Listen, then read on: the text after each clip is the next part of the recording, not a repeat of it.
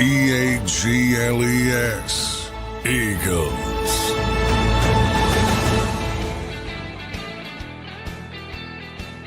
Welcome in, everybody, to a Thursday edition of Birds 365 here on JAKIB Sports. I'm your host, Zander Krause. That's my co-host, John McMullen, back as we inch closer to the Week 10 matchup. John, it feels a little weird, a Monday night game. We do not have the game this weekend. We'll have another Birds 365 next week before we have a chance to get to this Week 10 game, but we are inching closer, coming off a bye week. Feels like forever since the Birds have played football. Johnny Mac, how you doing on this Thursday morning, brother? Good. I thought it was Friday. I'm all discombobulated. It's like training camp. I don't know what day it is because of the bye week and the trade deadline and not playing on Sunday. You know, football people like today, somebody will slip and say Wednesday because today's a Wednesday in football parlance. But it's not Wednesday. It's Thursday. All right. You get an extra day, and I just thought about that. I don't have to pick the game until Monday, so Yeah, right. because I'm going back and I'm jockeying back and forth on this game. I am. I think this is a tough spot, as I mentioned, for the Eagles. I think they're the better team, but I think this is a tough spot for them. I'm feeling good about the Birds. John, what's on the? Let's start there, though. Let's start with what's on the agenda for the Birds today. Again, it feels like forever since the Eagles have played football. It's a bunch of trade news and roster movements and all sorts of different things that have happened for the last 10 plus days. But what's on the agenda today for the Birds as we now get ready, get into that game prep mode for Week 10 versus the Packers? Yeah, it's a Wednesday, so that means Nick Sirianni's going to talk at noon, a little after noon, 12:10-ish, practice 3:05-ish, locker room 4:45. Jalen Hurts will speak during the locker room period as well. So typical Wednesday on a Thursday in South Philadelphia, if you want to keep that straight. But you point out the Eagles, so they return to the practice field today, as I said, on Thursday afternoon. By the way, I put this on X if everybody wants to see it. But one of the first comments, so I tweet Zander, Eagles return to the practice field on Thursday afternoon. Since they last played on October 26th, here's what's gone down. Now, I'll talk about everything that's gone down, but the first comment I got is, are they practicing today? It's like, come on, can you read the first sentence at least? So early on, pet peeve, I'm like, come on. But anyway, so if you think about it, so they beat the Giants on October 26th. On the 27th, they released Barry Nickerson. They released Titus Leo from the practice squad. On the 28th, they brought Nickerson back to the practice squad. On the 29th, that's when they agreed to the Michael Carter trade for John Mechie and a swap of late 2027 picks. Then on the 1st, then the Alexander trade came, which they got Alexander in the 2027 7th for 2026 6th. Plus, they also placed Marcus Epps and Azeez Ojulari on injured reserve. Then at Howie took off the 2nd. On the 3rd, the Jaelan Phillips, the splash trade came down, 3rd round pick to Miami. They also brought Danny Gray back to the practice squad. Release Sua Opeta from the practice squad. On the 4th, they opened the 21-day practice window for Nolan Smith. Positive sign there. They released Patrick Johnson and Terrace Marshall from the practice squad. Yesterday, they brought Patrick Johnson back to the practice squad. That's almost every single day they did something. And that's a lot of upheaval for this time of year. Yeah, it is, man. A lot of moves there, John. What sticks out? I mean, I think there's one thing that specifically sticks out to me. The Eagles will come back from the bye week, John, with counting Nolan Smith, with 3 additional edge rushers. You got Nolan Smith, you got Graham, and you got Jaelan Phillips. I mean, that's an opportunity for Vic to maybe change some things up. I'm curious to see what he does, but that really sticks out to me. Yeah, and more depth in the secondary. So if you think about it, all the moves were defensive related. Which tells you how he, didn't get enough for Vic Fangio to start to see, which I think we all knew. But now that You're halfway through the season now. You see the window remains open despite those deficiencies on the defensive side. Time to go get some supporting troops, so to speak, and we'll see if it works out. Yeah, we will see if it works out. A lot of moves for the Philadelphia Eagles in the last 10-day window, as John just pointed out. They will be back on the field on Monday. It is going to be a good matchup. The Packers are obviously a good team, ranked out pretty high in most statistical categories, but they are a streaky team. I think, John, you've pointed this out. Aren't the Eagles kind of a streaky team too, in a way? I feel like a lot. Yeah, very. I mean, they have these awful halves and good halves, and it got a little bit better at Minnesota and the Giants, but it's still not where people think it should be from an offensive perspective, at least from the talent level. And as I said, if you're just going by NFL rankings, the Packers are a hell of a lot better than the Eagles on both sides of the football, just from a ranking standpoint. So I do think a lot of people in Philadelphia are sleeping on that team. I do think that because they lost to Carolina. Well, yeah, they lost to Carolina. They lost to the Browns. And, both of those games, they look kind of like a shell of themselves. But, look, they got a great defense, obviously a great defensive line. They're going to be able to get pressure. And it's going to be interesting to see kind of how these two teams match up. John, you think it's an advantage for the Eagles that they had the bye week here? Or you're an advantage guy there, right? Like some people are like, oh, it's a long time since you've played. Is there, you know what I mean? Is there any in-season quick rust you might have to shake off? Rust is probably not the right word because they've played 8 games, but how do you kind of view that element of it? Yeah, well, they've generally been very good with extra time to prepare. They've lost 1 game basically in the Nick Sirianni era, but I hesitate with those stats only from the standpoint of they win every game. So all these stats are good. So I don't know if that's extra preparation or just that they're good. It's usually they're good. I mean, that's usually everything. When you talk about home field advantage, Green Bay is a perfect example. I've always given this example because people rave about Lambeau Field, yada, yada, yada, and especially late in the season and what the advantage they have. Look, it didn't exist. Their home field advantage didn't exist between Bart Starr and Brett Favre for 2 decades because they stunk. I mean, if you're not good, there's no advantage to anything. So I don't think it's an advantage. I don't think it's a disadvantage. I just think the Eagles have been very good and they generally win whatever the circumstance is. And they have during this stretch of football. So I don't really pay that much into it other than they've been very successful. The 1 game they lost was Super Bowl 57 with the extra time. And obviously they were right in that game and probably outplayed Kansas City.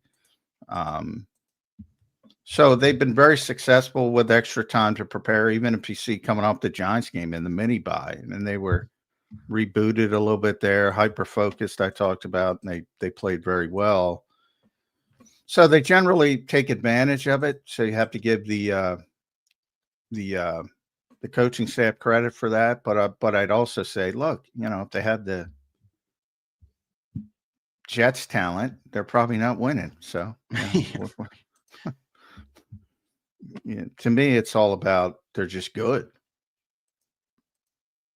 They're good. I mean, we'll see. We'll see. We had Wayne Larrivee on, John, yesterday. Real quick, I'll give you some intel from Wayne. Wayne is the Merrill Reese of the Packers, basically. Yeah. Well, just for those who don't know who Wayne is, Wayne Larrivee is the Merrill Reese of the Packers. And he checked in on the National Football Show yesterday. Great interview with him, a little behind enemy lines segment. And Sills asked him about Jair Alexander, John. And he pointed to a game in 2021 where Najee Harris ran into him and he broke his collarbone. And he said since that point, Jair Alexander has never been the same player. He's had good moments, but that is the turning point of Jair Alexander's career. And he also said he thinks his best days are behind him. He says he's a great guy. He loves him as a person. But as a football player, he thinks Jair Alexander is cooked. I thought that was interesting because obviously that's a guy who saw him up close and personal for a long time. Yeah, well, I mean, clearly he's not, he's not at the height of his career. I mean, but Yeah, obviously. to point of 2021 in that injury, and that's the kind of stuff you get from people around the team all the time. I would point out that in 2022 he was still a second team All Pro, so he was able to come back from that injury and play at a high level. Maybe not in 2020, like maybe Wayne's point. He was the best cornerback in football. You can make a strong argument that he was the best cornerback in football. So maybe he didn't play that level in 2022, but he was still really good. And then the drop off started because of other injuries. Since then, he's played 16 total games over, 2.5 seasons. So he's had a number of injuries. But clearly he's not the same player he was in 2020.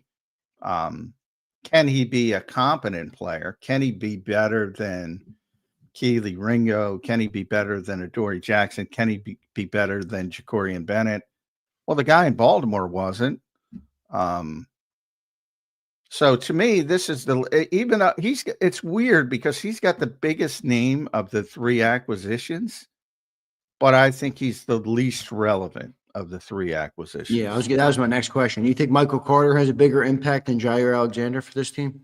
Yeah, because they have a focused role already in mind for Michael Carter. Right. And that's, backup slot and backup safety.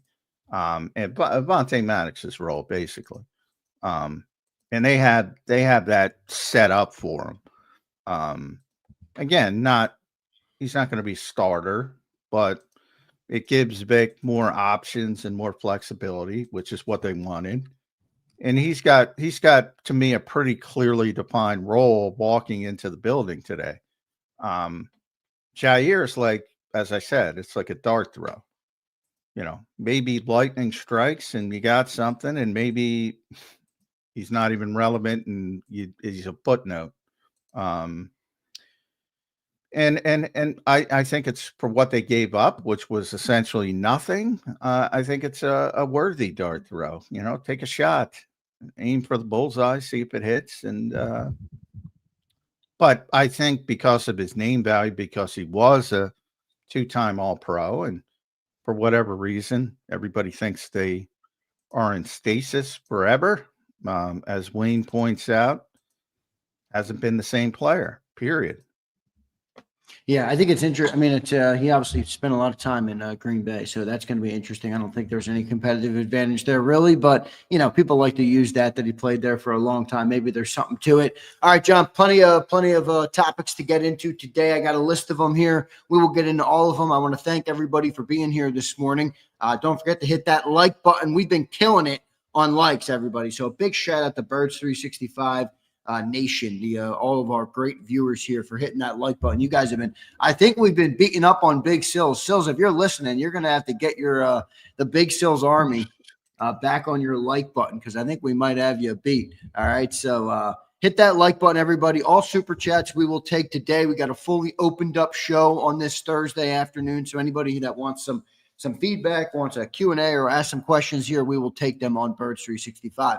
Let's go to my boy Alexander Harris. What's going on, brother? As I deliver these Doritos across the United States, I just want to vent and say WIP gets on my nerves. The way they say anything for traffic grinds my gears, and they make my ass itch. Okay, y'all have a good one.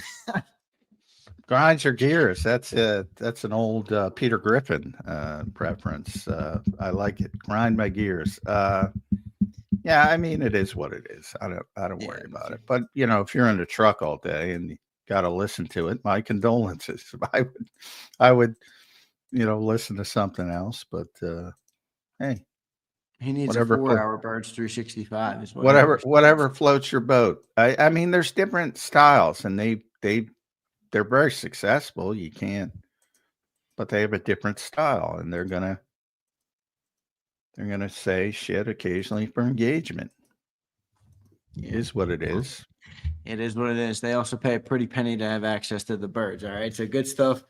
Good stuff going on there. Appreciate you, Alexander Harris, for checking in here as we get closer to this Week 10 I can't believe we're already at week 10, John. I know you say it doesn't go fast, but holy crap, this thing is going fast for me. We are, halfway through the season, maybe a little further than halfway coming in. John, let's get into my first topic here today. I want to ask you about the Fangio, and it's kind of playing into what we just talked about with the additions of the corners, with the 3 new edge rushers coming in after the bye week, one being Nolan Smith returning from IR. But Vic Fangio adjustments, with 3 new edge rushers, you got 2 new corners back there. What kind of adjustments do you expect from Vic Fangio? What do you expect to see change with the defense, if anything? Maybe nothing. Maybe you just have different guys out there. But how do you think Vic is going to approach, the second half of the season with all the new reinforcements he's added? Yeah, well, I mean, on the pass rush, it just the players are changing. That's basically it. On the back end, maybe he gets a little bit more flexibility to do some different things. Maybe not. But I think people in Philadelphia are well versed with how Vic runs the defense, and that nothing's going to change schematically, other than he might have a few more cards to play with the versatility. And certainly the players. And, I think the big bet is that Jaelan Phillips and Nolan Smith will, help out the secondary a little bit more than what has been going on. And I think that should improve things. But no, he's not gonna change very much. You just might see a little bit more because he's got better players and he can do some different things. Yeah, looking at quite a few first-round picks, John, on that defensive line. I think it was Ray Didinger who brought that up. Jaelan Phillips, first-round pick. Nolan Smith, first-round pick. Jalen Carter, first-round pick. Jordan Davis, first-round pick. A lot of first-rounders up on that defensive line, Johnny Mac. It's time for them to make some hay.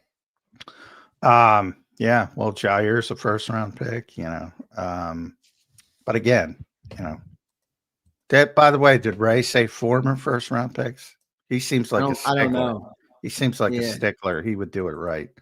They're not former first-round picks. They're always first-round. I didn't say former, right? I've listened. No. I was just curious because everybody does it, but Ray seems to be. Ray would be the one I would bet on that doesn't do it, but that was just a tangent. Yeah, I mean, life moves fast, as I always say, with first-round picks. So, again, Jair being the perfect example, 2018, 18th overall pick. What does that mean today? Not much, Well, there is a pedigree level now. I mean, you always talk about that sometimes where there's Well, there's demonstrated performance, but he's not the same player as Wayne pointed out. But he knows how to play. At that point, the football intelligence, the football IQ, the understanding of the game is there. But this game moves quickly, as I said, and it's generally a young man's game. So a lot of times, you're a better player as a veteran, but the young kid just overwhelms you with his athleticism. And they might not even know what they're doing, but they're just so gifted, they can overwhelm you. So it's a very fast moving sport. And injuries impact things but first round picks who were successful at some point, the one thing you can say is they know how to play for the most part. And I would put Jair in that category. But for those expecting to see the 2020 Jair Alexander, I think you're going to be disappointed. That's all I'm trying to say. Yeah, no, it makes sense. John, defensive line wise, Nolan Smith, Jaelan Phillips, Jalex Hunt. Who do you think has the biggest second half of the year here for these guys? And kind of how do you see the time on the field divvying up for these guys? I'm going to leave Jahad Campbell out of it because I think we all know his edge rusher snaps have all dried up. Yeah, dried up completely. How do you see this rotation going? I mean, there's a lot of bodies there now all of a sudden. Yeah, and that's a good thing. I'll put it two ways. Phillips is going to be the most impactful, I think, because I think he's a good player. he understands the system, so I don't think that's going to be an issue. Now that doesn't mean he's going to be out there for 50 snaps on Monday night. And he might be if you need him, but I'm saying I wouldn't count on it. But as the season goes on, he's going to be the most impactful. As far as who plays more, that's going to be interesting because I think, if I'm Vic, I'm going to use Jaelan Hunt early downs, and I'm going to put Phillips in as, more of the pass rusher.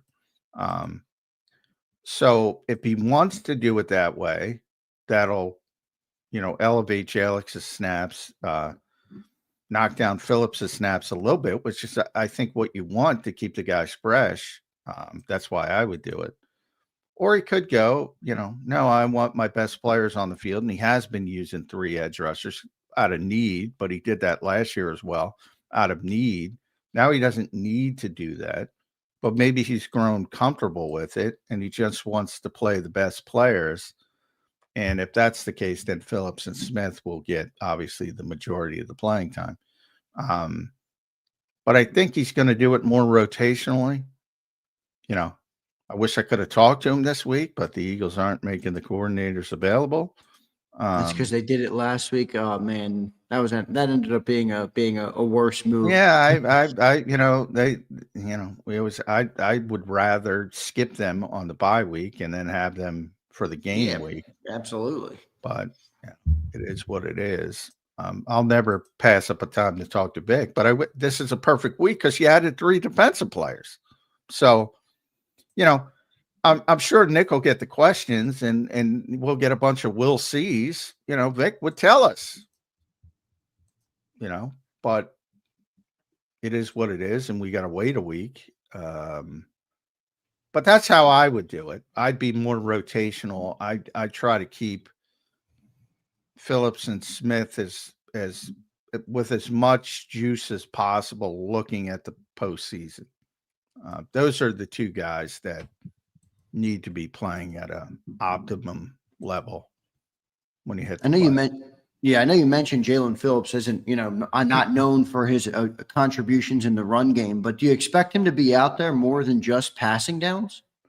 Well, yeah. I know you mentioned Jalen, you can't just not play.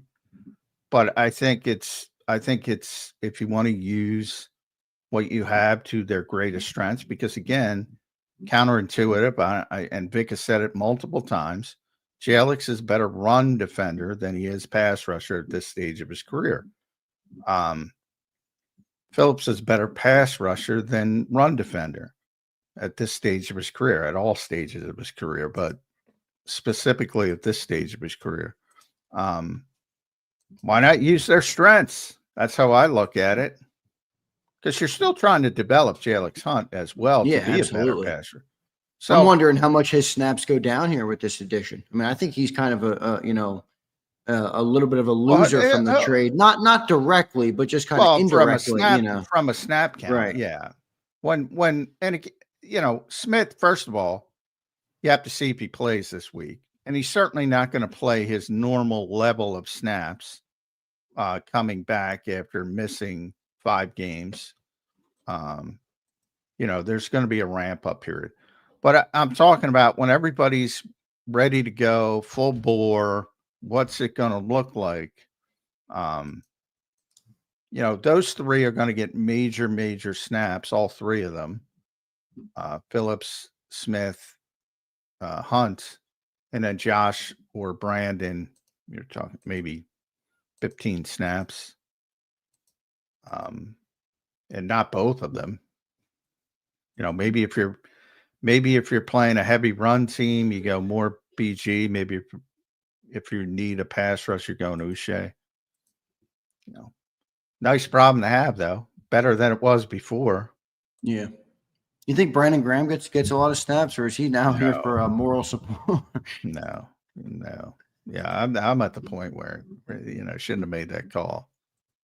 Just from the standpoint of, but I mean, Brandon's probably not ready to play what he was playing before he got hurt last year. I mean, he retired. He wasn't thinking about coming back. Then he's coming back. He's probably not ready to do it anyway. But I mean, I don't think they need him now. I just They want to got see what he Phillips. looks like because John, he was, and you remember, he was still rushing the passer well last year. Oh, he's a good player. Yeah, I I know, predicted but Vic you would. take a year off and you start to go on a little tour of a retirement tour. You're Yeah, maybe eating a couple more cheesesteaks. You're hanging out with the kid. How much did you lose, BG? I don't know. Maybe he didn't lose much. Maybe he's got it back. But I'd like to see it because if he looks like he did last year, John, I still think he's better than some of those guys they got in that edge rushing group. Yeah, well, I think he's, the old brand. It's tough to say. The old Brandon Graham is better than Jalix Hunt and Boucher. But as you point out, again, life doesn't stop. But if he didn't retire, I would be comfortable saying that. I don't know. I mean, he was talking about how tired he was after the first practice. So got to see what it looks like first. But the guy that people remember, yeah, he was better. Obviously, even at 35, now 36 or what, 37, I guess. So, but you gotta wait and see. I mean, he's a complete. I don't know where he is physically. Don't know. Yeah. How could you? That's what I want to see. I mean, if he looks pretty good, I think Josh Uche is going to be on the outs. Josh Uche's played stinking. He's played good football. Good football. What's his pressures look like? How many pressures has he got? I know he hasn't gotten home too much, but we always talk about the context needed with that. I don't know. I'll pull it up, but he's been, to me, their best Temu signing. But he's their number one ranked defensive player by PFF.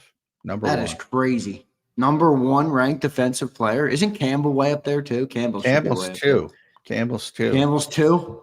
Zach Bond is 3. Morrow's 4. Cooper's 5. That's your top 5. Wow, there you go. Makes sense. Those are guys that have all had good starts to the year. Morovich almost been good, really come alive. Yeah, and obviously we're talking about limited snaps. He's a rotational player. The more he played, you can't go nuts with it. The more he plays, that effectiveness will go down because he is pretty much just a pass rusher. So I think you have to be careful with it.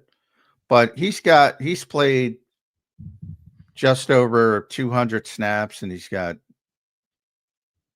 18 hurries and 200 snaps. Whereas you take a look at, say Jalix, who's got 20 hurries in, what you say, well, he's got more, but his numbers are 343 snap wise. So,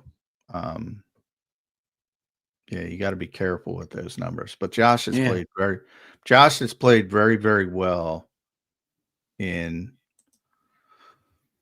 his role. His pretty good pressure and hurry numbers for Jalix, man. 28 pressures, 20 hurries. Yeah, he had one. Well, that's why I say he had one big game. He had a big game against Minnesota and kind of skewed it a little bit. So you have those games, but overall, they have Jalix graded as the 17th best player on defense, and he's been a starter, so that's not. I think I've said it pretty consistently. People are skipping steps on Jalix Hunt. Yeah, I get that. I don't, sometimes I don't know how much credence to put on PFF. I do like it as a tool and a resource, but that there is some players you hear talk about it, even former players like Chris Long was kind of ripping into it a little bit recently. And I hear that and I'm like, look, a former player would know more than me. So yeah, I think it's I bring up Chris all the time because he does know. He knows more than you. He knows more than me. But I also think that they don't, and I try to understand, because he was complaining about Patrick Mahomes. Look, Patrick Mahomes, the holes in the grading system are they don't give you extra credit for pulling plays out of your ass. So, guys who are fundamental and technique driven are going to get high grades. guys who are splashy, who are more impactful, sometimes get lower grades. That's the reason why. Like Saquon last year was, I think, 10th or 11th at running back. People don't like that. But, in between the 70-yard touchdown runs, which are far more impactful, I always compared it to Ryan Howard for Phillies fans, local fans. Well, he might go 1 for 4 and strike out 3 times, but the one hit is a 3-run homer. What's more impactful? But overall, the Punch and Judy good defensive player who can steal bases, and they don't exist anymore, but they used to exist. They might be better overall players, but they're not as impactful. That's what I think the disconnect is. But it's always like, bottom line with PFF, and they can defend themselves. I don't give a shit. When they tell you Jordan Mailata is the best player in football, Jordan Mailata is the best player in football. They love that. But when somebody's a little bit lower than they think they should be, they hate it. Yeah, well, I think that's fair. I mean, look, I always try and add the context, and I always use it, and I tell people, think of it what you will. Well, John, speaking of it real quick, Reed Blankenship what do you make of that grade? Because holy crap, that thing is bad. He's a 42 grade, 42 grade on defense, the worst of the starters by a long shot, my friend. Yeah, and that's part of the holes, as Vic pointed out. Like, they're just grading what he's doing on the field. They're not grading what and Vic wasn't picking on PFF, but he's picking on people that say Reed is having a bad season. And that's generally from PFF, let's be honest. And from the standpoint of what they're grading, he is having a bad season. But Vic pointed out all of his responsibilities as well. And that's why he's more important to Vic Fangio than maybe the numbers would suggest. But the way he's played on the field, if you take off all the intangibles, which you cannot grade, not playing well. But, you got to do extra stuff to get everybody lined up correctly and make sure the rookie safety next to you isn't blowing this coverage and blowing that coverage. That can impact your game. Only Vic Fangio knows that. And Vic seems to be happy with it. And remember, Vic's, some coaches, Nick being an example, will never tell you when a guy is playing poorly. Vic won't tell you a guy's playing poorly, but he will be honest. He's not going to say, and you've seen it with Keely, you've seen it with Adoree, you've seen it with Drew, you've seen it with Jalix. He will tell you when they're not up to snuff. He hasn't done that with Reed. Yeah, well, that's fair. I don't think Reed's been great, but they also haven't given him a contract. I mean, that's part of it for me too. Howie would sign him, I think, if he was playing good. Well, now not in season, before the season. That door closed, before the season, or they usually sign. They did it with Mailata a day before the season. They usually do that, but Vic, Howie talked about this during his press conference. If you were listening, when they feel they're a contender, they don't extend people. And you can look at their history in season. They don't extend people. Now you can argue with that but their thought process is you don't want to signal people out. You want to say we love this guy, but we don't like this guy, because that can create waves when they're legitimate Super Bowl contenders. Now, if you're 8-8, blah, blah, blah, who cares? Right. Extend who you want to extend. But that's been their history. When that window is open, when they think that window is open, they don't extend people during the season. When it's not open, they'll extend people. So once week 1 came, it was probably going to be over. Now, if things could have changed if they weren't a good team, and again, a 500 team, but they are, and he said it again, we don't want to play favorites because that can create issues. So, people have said, if Jaelan Phillips comes in here and plays lights out the rest of the season, do you try to be proactive? They're not going to be proactive. They're going to wait. because they don't want to. Then Reed will go, look what I've done. Look what Vic says about me. Why can't I get a new contract? They don't want to open that Pandora's box. You can argue through both sides of it, but that's their policy, and he stated it for everybody to hear if they wanted to hear it. That's fair enough. John, question for you about Vic Fangio and edge rushers. We obviously just talked about the 3 additions we're getting post-bye week, one being Nolan Smith returning from the IR, Jaelan Phillips and Brandon Graham being the other 2. Does, Josh Sweat last year, John, was a great defensive end for us, played pretty damn good. He ended the year last year with 8 sacks. This year for the Arizona Cardinals, he's already got 7 sacks. Now, I understand that sacks aren't the only metric in the world, and they are a little bit overrated, as you pointed out ad nauseum here on the show. But does Vic Fangio's defensive scheme kind of not allow or change how much production or how much statistical production an edge rusher can have in his defenses? No, not really. A little bit, because he preaches such discipline. I mean, if you're Jason Babin and you're just going off and trying to get sacks, I mean, I guess if you have a coordinator like that, you're probably on a bad team, number one. And, if you're worried about padding your stats, but so a little bit from the standpoint of you have to be very disciplined to play for Vic, and that might limit it a little bit. But he had Khalil Mack at his height. I mean, Josh is a very good player, and that's why Josh is a very good player. He can do everything. Not the greatest as a flat defender, but even that, he gives it his all.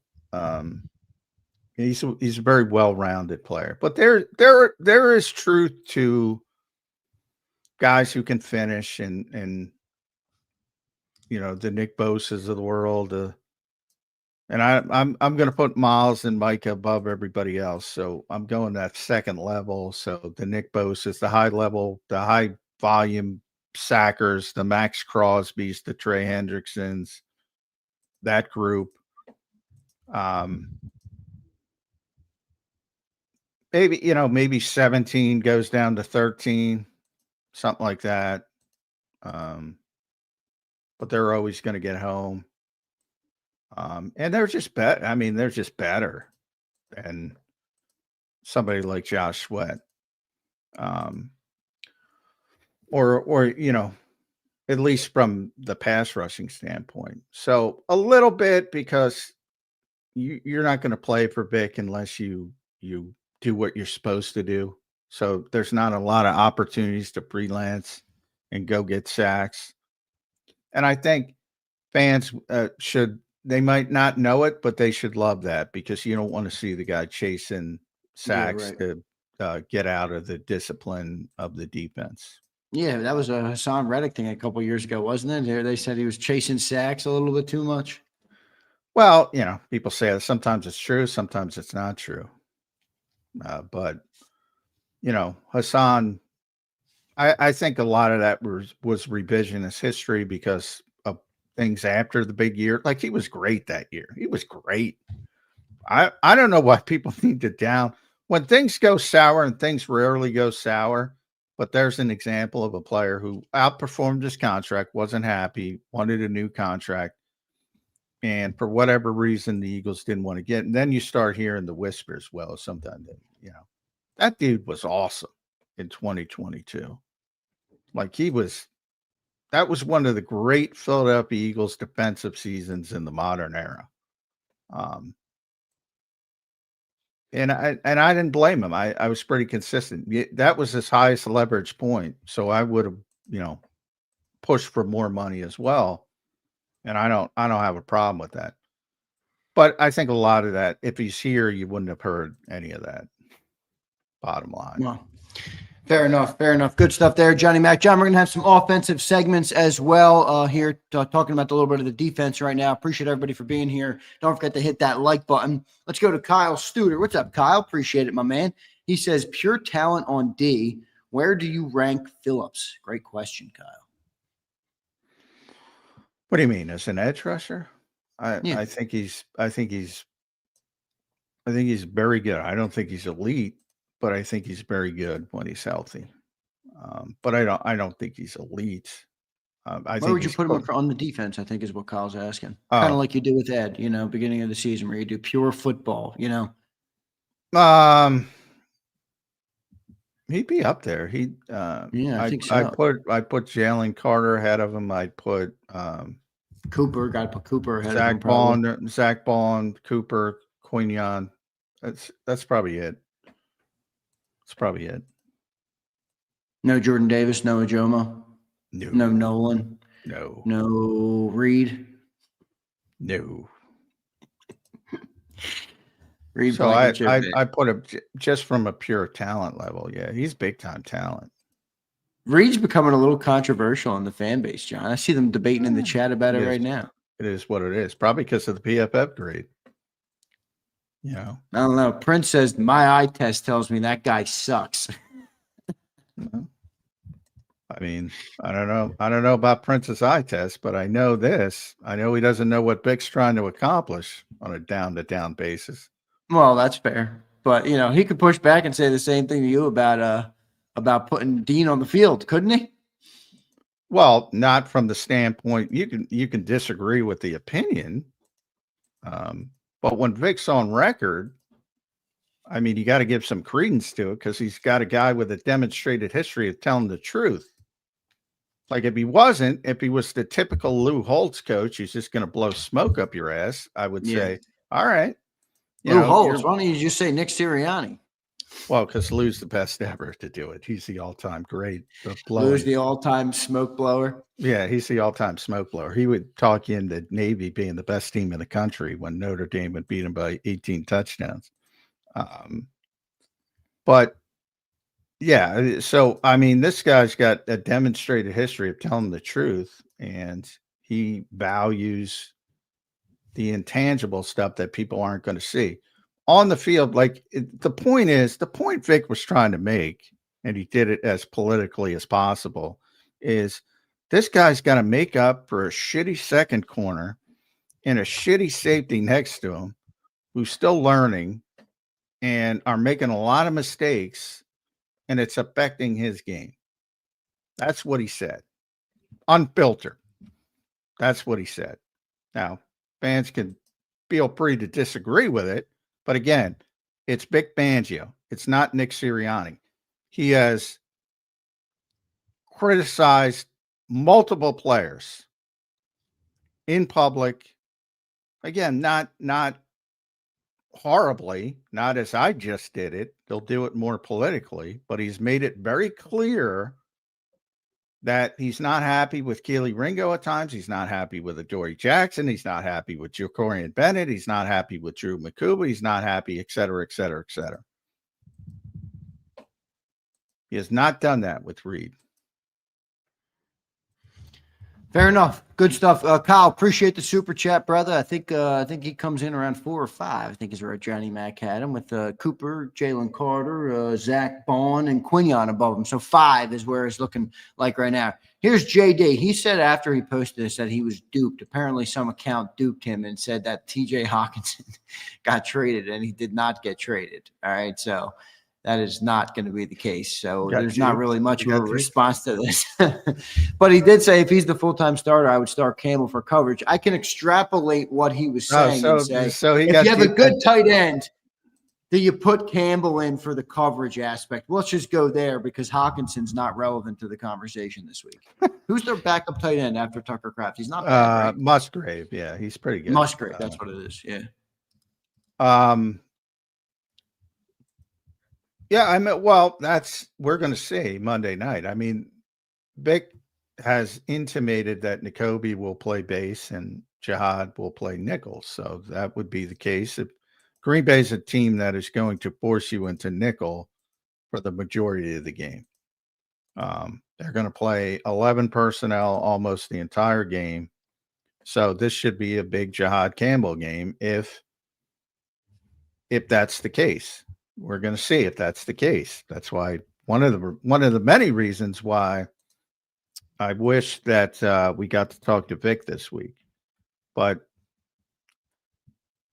if you go what's going on the past couple weeks with Nakobe being back, that hasn't been the way it's gone. Now, what complicates things is Jihad was getting extra snaps on the edge because they were down so many bodies on the edge. So the final numbers didn't look as bad as far as where Jihad was playing snap count wise because he was getting extra snaps on the edge, but his linebacker numbers were way down. If that continues, I don't agree with it. If it doesn't continue and it's legitimate and Nakobe's going to play in the base and Jihad's going to play in the nickel, that's better. I still don't agree with it, but that's better. We have to see what's going to happen. You're not going to see it until you see it. It's the bottom line with that, but yeah, I mean, I want the guy to be on the field, you know,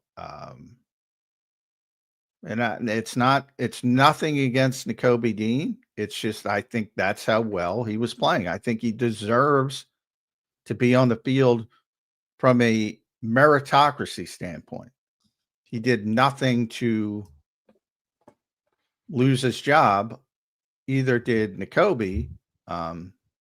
It was just injury related, and Vic likes him, and that's fine. But I would, Yeah, I mean, if he did nothing to lose his job and Vic is just, going away from him, doesn't that tell you that Vic just doesn't evaluate him as high as you are, maybe, or PFF is, maybe?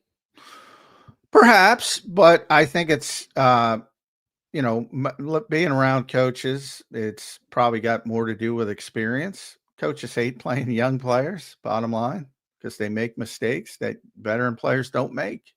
But as I pointed out, when we're talking about Jair Alexander and first round picks, sometimes the athleticism, it's a young man's game, and sometimes that just overwhelms you.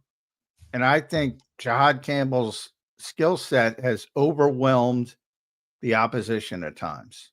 I've compared him to Darius Leonard in his prime, not here, where he's just so long and so big and so athletic and so physical. It's like a big praying mantis out there. That creates issues. And I don't want to take it off the field, but we'll see. Interesting stuff. JD3, appreciate the super chat. Appreciate everybody being here. Hit that like button. We're going to get into some offensive discussions now here on the show as we go into the second half of the season, and we prep for Green Bay on Monday night. It's Monday Night Football. Hopefully the YouTube TV and the Disney spat is over, or else we're going to have a lot of people not happy with not being able to watch the game on Monday night. You guys will have to figure out. You guys might have to load up. Oh yeah, I didn't think about that. The big YouTube, the YouTube Monday night. We're on. That's what it's on. It's on ESPN, obviously. So isn't it across? Isn't it on ABC too? Most weeks. It is, but all the Disney properties are not on YouTube TV right now. Oh, okay. Yeah, okay. It's not just ESPN; it's all of them. I got you. All right. So, all right.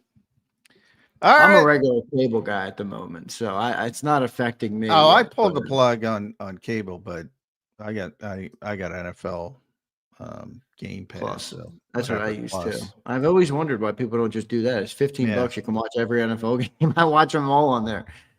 Yeah, I mean, that's what I do, and they play all the national games. Usually you have to wait for. Like you can't want, like if you want to watch some, I don't know, if you're from Chicago and you want to watch the Bears at 1:00 here instead of the Eagles on a regular Sunday, you can't do it on NFL Plus until after the game is over. Then you can watch it. But the national games, the window games, everybody can watch them. So live. And that includes Monday night. So that's the way I would go. That would be my advice. But I don't know. I don't know what to tell people other than the streaming wars and the shift is a shit show for everybody. And ESPN is trying to bleed everybody dry. Yeah, remember Disney. the whole cut the cord thing. I mean, what a sham that's turned out to be. Welcome in, everybody. We're now all subscriptioned to death Yeah.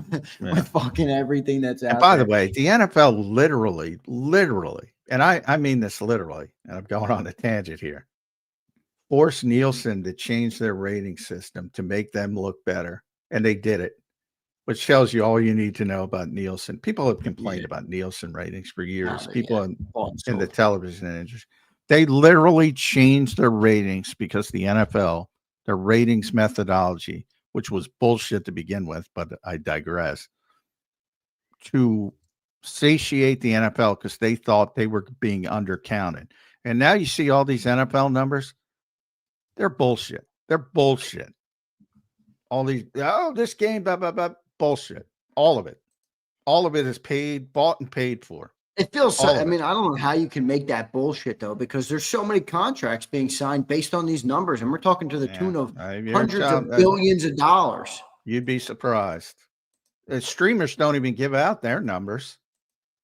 They sign people to $5 billion deals and don't even give out the numbers. I've asked that question. Funny. The same thing happens in our industry. People look at on YouTube specifically. I mean, people inflate their numbers with a bunch of bullshit. And I've always taken pride that I've never spent a penny on fake metrics, and our metrics are as good as anybody's when you look at the watch time and how much people spend watching. But other people get a bunch of subscribers, and I'm like, where'd they come from? 50,000 subscribers gained in a couple of months. Yeah, that's not how YouTube works. I don't know that much about it, but I've heard stories of people buying subscribers, which I always all sorts of bullshit. I'm like, you got to be kidding me. But for years with Nielsen, because I used to do a lot of work with TV ratings and TV rights fees and all that shit.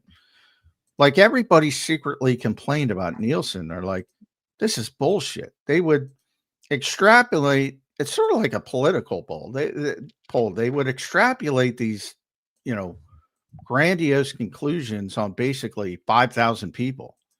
And depending on now it's gotten much better because you have smart TVs and it's gotten much more targeted, but it's still only like 100,000 people. And then they're extrapolating that to these massive numbers, or to the degree, and most of the people usually complaining are, but you've noticed since they changed from their former methodology, sports has exploded. So the NFL already was number one. Now they're even better. Major League Baseball, that was the World Series Game 7, I think was the highest rated game in 20 years. I think it was 30 years, but same point remains. Everything's exploded. You're going to see it's the same thing with the NBA Finals this year. Already, I can predict it because of this new methodology. You're going to see the same thing with them. A lot of people said, again, the understanding, because Major League Baseball, the World Series did like 10 million more than the NBA Finals, the Game 7. I think they had a Game 7. And I'm like, wait, different methodology. People don't understand. Wait until this year. Plus, last year was like Oklahoma City and Indiana. That affected it too. But wait till this year. Wait till this year, because and you've already seen it. If you're paying attention to every week, they send out these press releases. This is the highest rated game in 30 years and 20 years and blah, blah, blah. And they're combining streaming numbers and this and that. It is funky math, to say the least. Now, by no means am I trying to say the NFL is not successful, but the point is they paid for public relations. That's all, which is in my industry is bullshit. Yeah, fair enough. Good stuff, Johnny Mac. Let's get into some offensive discussion here. Let me make sure I get my super chat first. Let's go to Alexander Harris. Phillips can play inside on passing down. So do you think we get a type of NASCAR package with him inside next to Carter, Smith on the outside, and whoever you want to put on the other side? It's a fair question. No. I mean, again, I think he did line up in there, John, a little bit in Miami. No, he did. Yeah, Miami. He's not going to do it here. They got 3 good tackles. So on occasion, they put Carter outside. On a rare occasion, if they have something on one day. But again, so I never say never. But he was doing it consistently in Miami. No, he's not doing it consistently here. The Eagles are too good. The Eagles are too good with interior pass rush. Specifically, it's going to be Carter. It's going to be a Jomo. It's going to be Phillips, and it's going to be Smith. That's your NASCAR package. That's what it's going to be 95% of the time. Yeah. If everybody's healthy, obviously. Yeah, obviously. I do think Vic has some optionality here on this defense. I mean, with all these new guys coming in, I mean, I'm curious to see. Even Michael Carter, I think, is an interesting one. I mean, you gave the talk that he's backup safety, backup nickel, which makes sense, but that wasn't a position where the starter was just rolled out and played every game, all game, for this first half of the year. How much does Michael Carter have a chance to get on the field if Makuba slips up or something? Well, I think that's what it is. It's if Makuba makes too many mental mistakes, if they want Cooper outside for a specific opponent, that's Right. what it is about, flexibility. And they certainly have more confidence in Carter playing nickel than Mac McWilliams or Perry Nickerson, and they even have more confidence in him at safety than Marcus Epps, who's now on injured reserve, or somebody like that. So, yeah, it gives them more flexibility. Now, the hope is Makuba keeps getting better and better as the season wears on. And the big issue with him is not he's been a playmaker. He's a good coverage player, everything the Eagles envisioned, but he makes too many mistakes for Vic's liking. So if that in theory, that should get better with experience. So hopefully the goal is to have him out there, Makuba. But if he does falter, you have an option now that you didn't have before. So that part of it's positive. Corner, boy, I don't think Vic trusts any of them. And they added another player that he might not trust. Yeah, well, and he might trust him more because he is a veteran. So who the knows? law firm has extended now, John. It's up to 4 names. We got I don't know why you Alexander need 4 Bennett. names, but we'll see. That's why I thought there was a chance that Jacorian would be the next John Mechie, just get traded for and then traded out. And maybe they did talk about it. Haven't heard anything about it, but obviously, he's been hurt, so people don't want to trade for a hurt player. That impacts it, but yeah. I don't know if he trusts any of them. So they have 4 options, and I don't know if he likes any of them. Is there a world where they would want to get DeJean to safety at all, or no? Not short term. I mean, if they needed it, they feel he can do it. That dude can do anything. I think if they put him back at safety today for whatever reason, he'd be their best safety. I mean, I think he's their best slot corner. He's their best safety. And I would argue, no offense to Quinyon Mitchell, who's a great player in his own right, but if you put him at cornerback, he will eventually be your best cornerback. That's how good he is. That's not I know people will take it as an insult. That's not an insult to Quinyon. That's how good Cooper DeJean is. I do think he's a pretty amazing player. Harris, thank you, brother. Another one from Harris. Appreciate all your support today, brother. Hope everything's going well in the delivery route. He says where I see Carter playing a lot is against Dallas, so you can have Cooper on Pickens and Quinyon on Lamb. That makes sense. I could see that. Yeah, well, CD moves all over, so that's what I mean. CD to the slot too.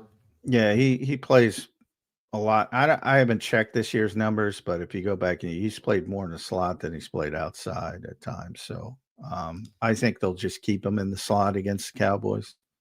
But yeah, it's to me the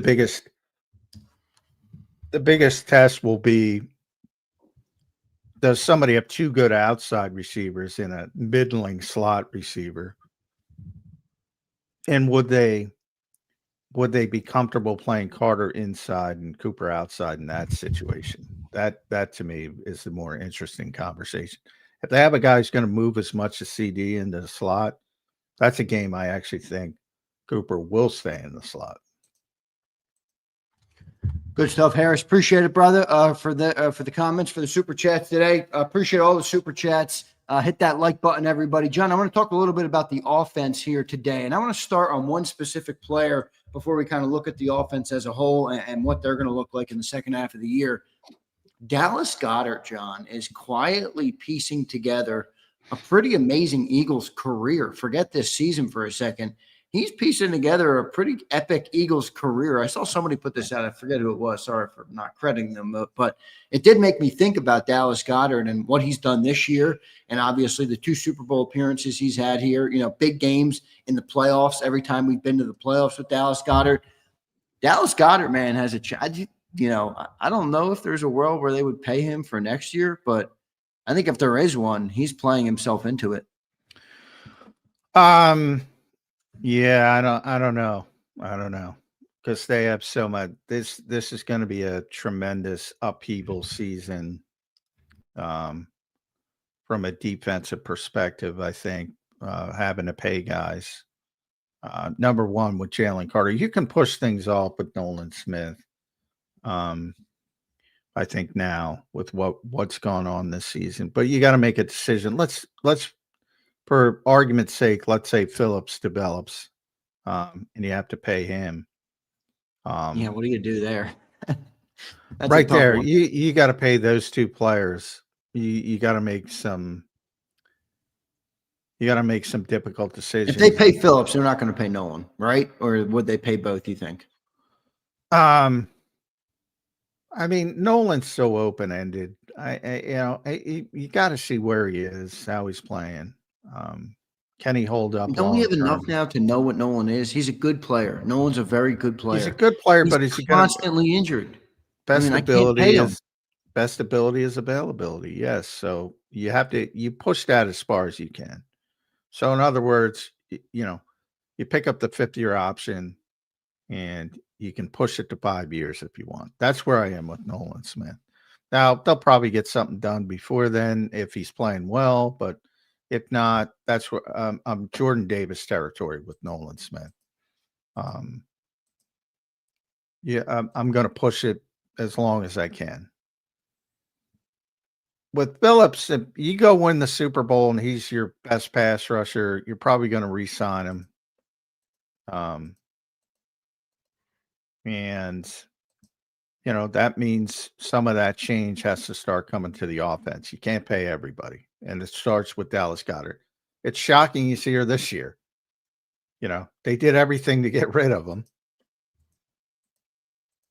And I think Jalen Hurts likes Goddard.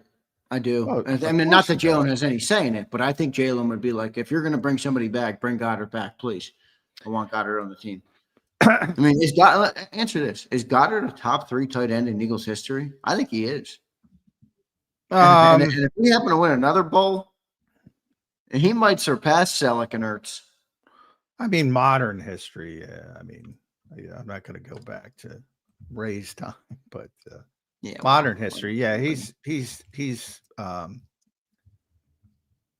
very good player. He's always been a very good player. But there's that narrative. He was expected to be, for a couple years there, it was like Kittle, Kelsey, and Andrews, and then Dallas. And everybody thought Dallas was the guy who would break through. And they never broke through to that level, mainly because of injuries. But yeah, I mean, obviously the quarterback loves him. Everybody loves him. Injuries have been an issue, which complicate things. Same thing with Nolan.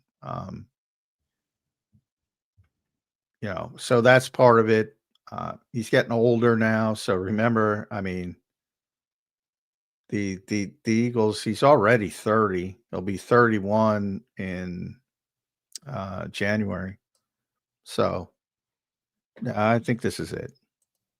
Well, they gave up Zach. You could argue they gave up Zach Ertz a little too early because they struggled with the tight end too for a while, and maybe they. Well, maybe they, I mean, in a realistic world, I think they kept him longer than people expected. Zach Ertz. I mean, that's fair. They had him for what? How many years after Goddard was drafted? Like 3.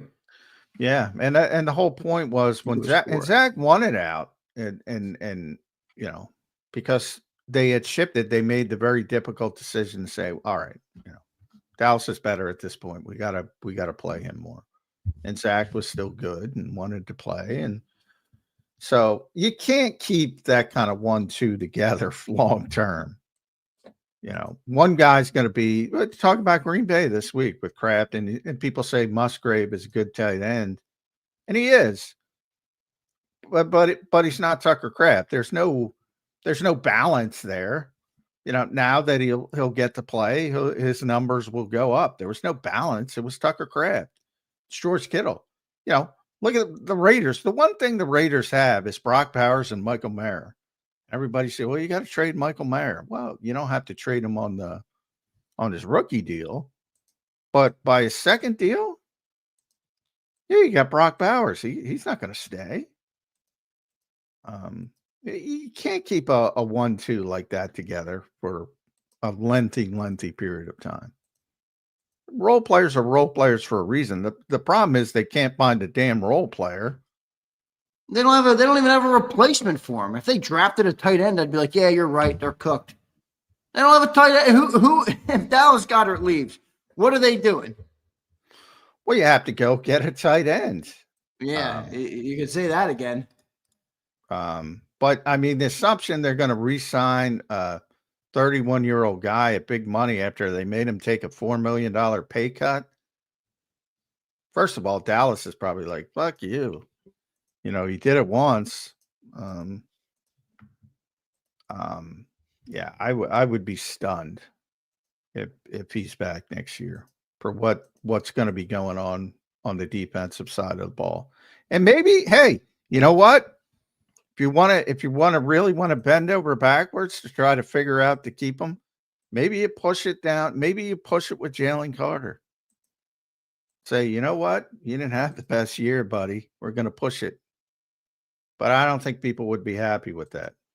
I know people hate this convo too, but the AJ in the offseason conversation becomes real interesting. Like, just hear me out, everybody. Goddard stays on this trajectory of what he's done, which is the most touchdowns he's ever had in a career, and we're only done 8 games. Jaelan Phillips has an explosive second half of the year, and he's on an expiring contract. You got the Carter deal looming, Quinyon, Cooper. Now, they're not this summer. I mean, does A.J. Brown go? You free up that money and you potentially look to pay Jaelan Phillips and Goddard. I don't know. I don't think they let go of Goddard and A.J. Brown this offseason. That would be stupid. Yeah, well, A.J., the A.J. stuff, you have to wait and see what goes on the rest of the season. They're not going to trade him unless he makes them trade him. I agree. I'm not saying I want to trade A.J. Brown. I'm just looking at the sheer business of it and thinking, if somebody's got to go on offense, is that what you think is going to happen? Or you think they're going to be able to pay these guys on defense without really having to free up money on offense? Feels unrealistic. Howie seems to make everything work. They have to free up because he wanted Josh Sweat back. He wanted Milt Williams back. You have to make these difficult decisions, and Dallas is going to be one of those difficult decisions. Not that they don't want him back, not that they didn't want him back this year, but and they brought him back eventually with that pay cut. But I mean, you can't keep everybody. They have too many good players. Can't do it. And Dallas is one that's going to go. They've already signaled it. And at his age, again, better to give up on a year player than a player a year early than a year late. That's the mentality. So is it a little bit early? Probably. But do you want Dallas Goedert at a big number when he's 33 or 34? Probably not. I'll tell you what I don't want. I don't want Grant Calcaterra as our tight end one. Grant Calcaterra is not going to be your tight end one. Well, where are they getting one? Do you think they're going to sign one? You think they're going to trade for one? You think they're going to draft one? Well, they'll obviously draft one at some point, and he'll be better than Grant Calcaterra. It might not be great, especially early in his career, but he'll be better. All right. And you could sign you could sign somebody who maybe a Musgrave who's been a backup. Maybe all you got to do is think about what this team would look like if they didn't bring back Goddard this year, because there was a lot of talk about them not bringing him back. this team would not look the same if they didn't have them this year. I feel like it would look the same next year. They'd be much less at tight ends. They'll be, it was Kylan Granson and Harrison Bryant. Where's our Harrison Bryant guy? He's in here. Yeah. He's in here. That's where they were going. So yeah, it won't be as good. I'm not trying to say it'll be as good, but I'm saying the reality is a very small path to getting him back, and it would start with nobody else wanting him. And I don't see that being the case the year somebody's going to want him. Yeah, I'm with you on that. Brandon says, J-Mac, what about Kyle Pitts? Yeah, so now you're going to go, Brandon, now you're going to go and spend a bag on Kyle Pitts? Yeah, they're not going to spend. How's that fit into the salary cap discussion, Brandon? Come on. You're not going to bring in somebody who costs more money. And I don't know where Kyle Pitts has been a disappointment overall from where he was drafted, obviously. And I don't know if he gets to free agency, what kind of deal he would get, but he's still young enough to think that some knucklehead will give him a ton of money. So yeah, I don't know. He's a weird player because obviously he's got the pedigree. He's the fourth overall pick. Think about that.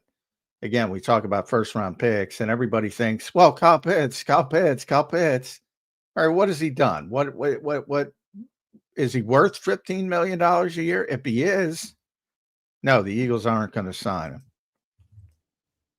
But I don't know if he is. I'm bringing back Goddard. Done. Ended discussion. Well, yeah, but Zander, you're not looking at the age, man. Like Kyle Pitts is 25. I got you. Dallas Goedert's going to be 31 when they hit the playoffs.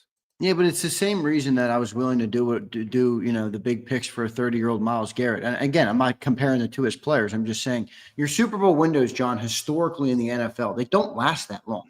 10 years is too long. They've never lasted that long in history. So if you say our Super Bowl window has been open since 22, how much longer is it going to be open? You're going to go with a rookie tight end there or a trade like we had this year? Yeah, because the trades are really working out this year to fix all these spots. Go get Michael Mayer. 9 of them.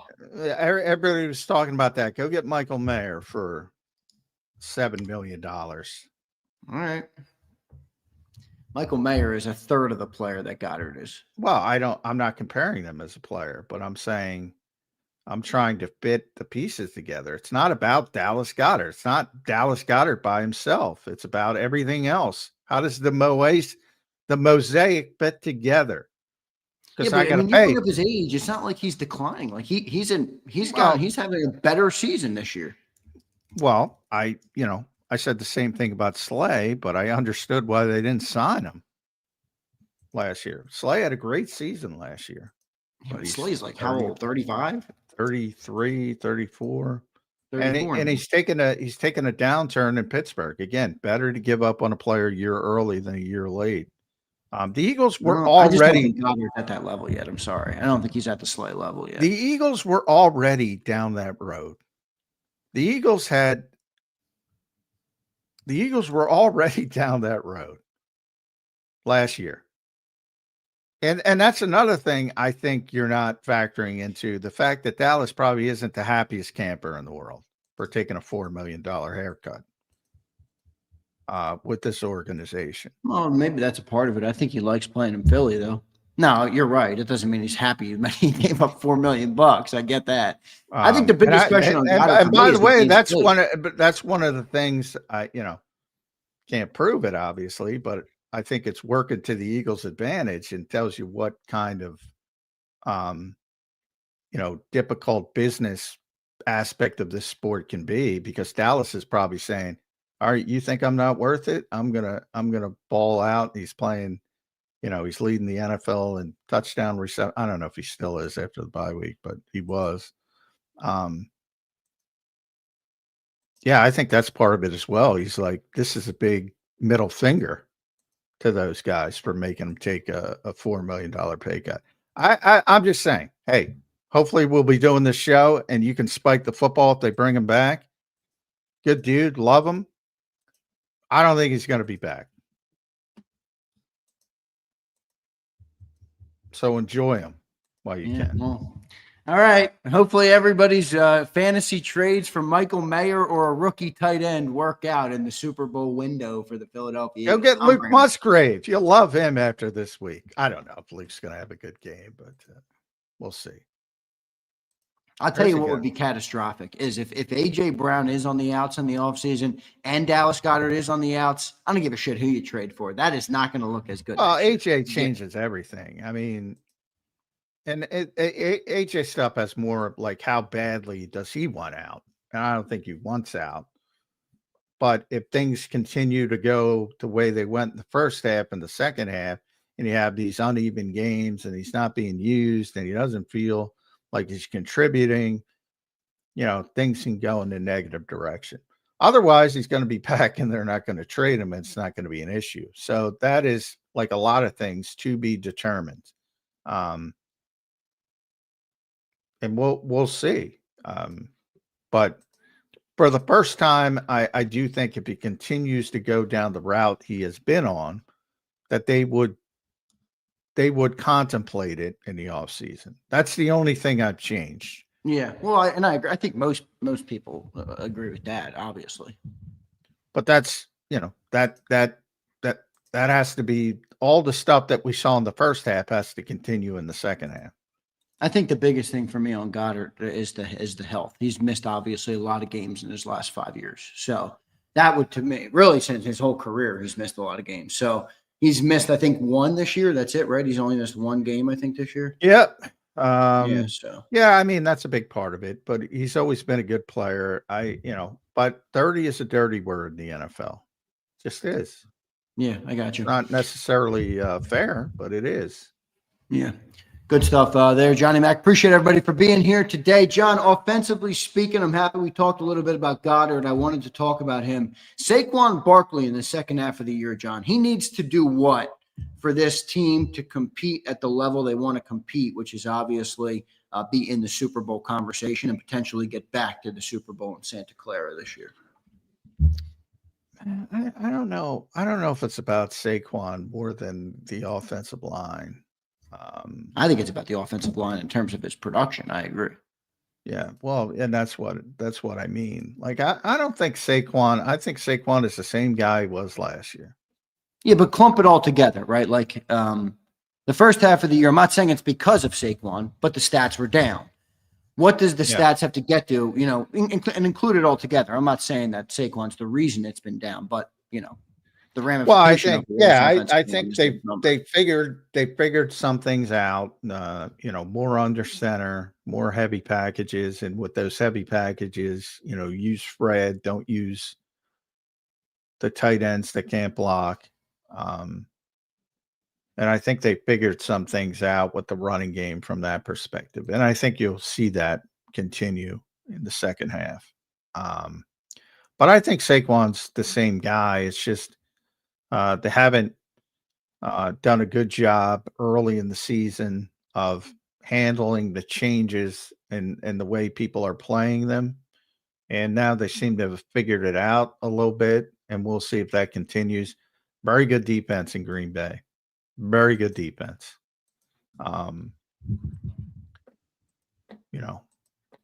So this will be a test for all aspects of that offense, because this might be trying to think about who they played, and they played some good defenses, but I think this is the best defense they will have played to this point.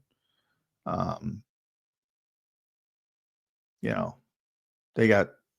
got playmakers on all three levels. McKinney generally has had a history of killing them, even with the shitty Giants.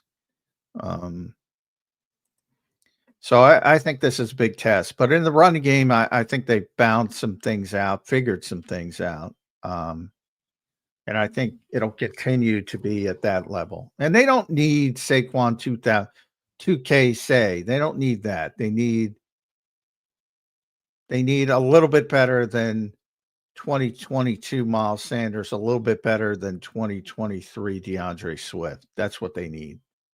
And I think they can get there. I agree. I think that's fair. Looking at the Green Bay defense coming in this week, John, they're graded out very high across everything, and they obviously have a boatload of good players. Which part of that defense you think poses the biggest threat to the Eagles? Is it that pass rush? I think is probably the obvious answer. Well, yeah, it's Micah Parsons. But they're not just Micah Parsons, which is why I tried to warn people when Dallas traded him to that particular team. That was a disaster for the rest of the NFC. At least not that you can't beat them, but they're going to be tough to beat. Rashawn Gary was already a good pass rusher. With Micah Parsons, he's a great pass rusher. Edgerrin Cooper's one of those guys who maybe doesn't get as much play as some of the other linebackers in this league, but he's been really good. Xavier McKinney, as I mentioned, he's been, Eagles fans should know, he's been one of the best playmaking safeties in football for years. And when he was a free agent and signed with the Eagles wanted him badly. I mean, badly. They were on Xavier McKinney. They love Xavier McKinney. And what's not to love? But they're a very good defense. I questioned the move to Jeff Hafley. I was like, what are you doing? But I remember because that was beginning of last year when we had the opening game was in Brazil versus them. I was like, I didn't get, but he's been very good. There's not, people look at their corners and they don't, there's no, because I think in Green Bay is a lot like Philadelphia in that their fan base is very spoiled. And I think they got used to Jair Alexander playing at an all-pro level. But Nixon and Valentine have just played good football.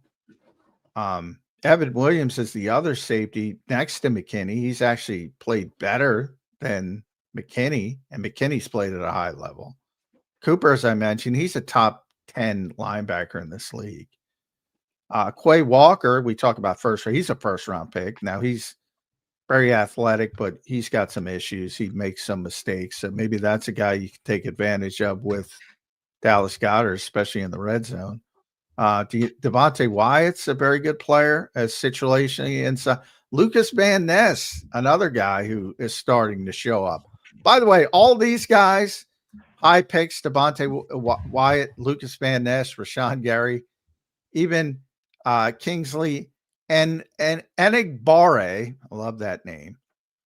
Rashawn Gary being most notably, but all those guys, they all got incrementally better because of the presence of Micah Parsons. So they were good players. Now they look even better because of the presence of Micah Parsons. So it all Micah's having a good year there, right? I mean, I haven't followed along. Oh my God, he's having a great year. Yeah. I mean, in the games I've watched, he's been wreaking havoc for sure. Yeah. And look, Lane's been